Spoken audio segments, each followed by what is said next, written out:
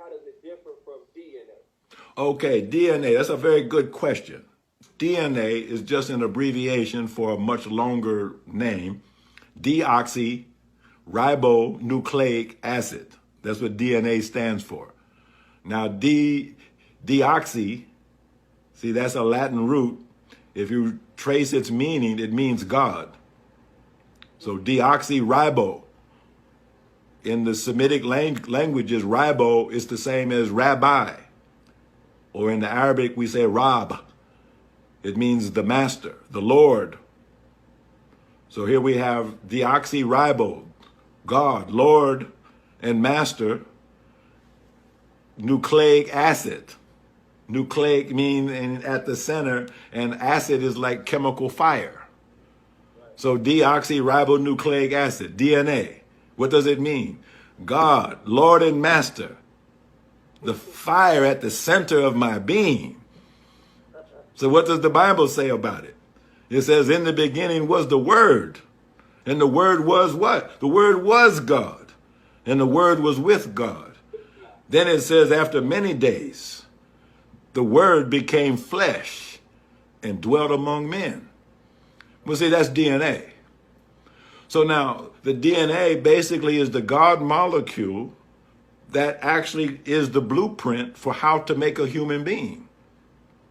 Every molecule, every protein, every substance in your body was coded for, programmed for, in the DNA. But how did it get expressed as a protein, say in muscle or bone? How did that get expressed physically out of a word? How did it manifest into flesh? That's the messenger RNA. See, the mRNA, the small case m stands for messenger. So it's almost theological. If DNA is the God molecule, well, how does God communicate with the world? He sends messengers, prophets, teachers with a message. So in the cell of a body, okay, suppose some injury took place. So, suppose you cut your skin, like I got a little thing here. Okay, so a message went to the cell from the DNA. Oh, there was a protein that got destroyed in some cell. We need 300 of those units to replace what got destroyed. So the messenger RNA comes out with that message to code for that protein. And then the cell gets busy and makes 300 copies of that exact protein, fixes whatever the injury was. We call that healing. We take it for granted. But how did it happen? The DNA was in charge and gave a command to the messenger RNA to go make a protein. It's creation taking place at every minute, every second. Why? Because it's God that's at the very center of our being. So what does the enemy to God and the righteous want to do? He wants to send in an alien word, an alien messenger RNA.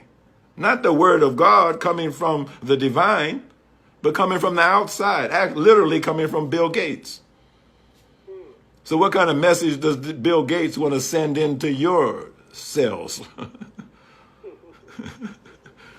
A 2 or 3 generational genocidalists, eugenicists. He's hated black people, even his father, his grandfather.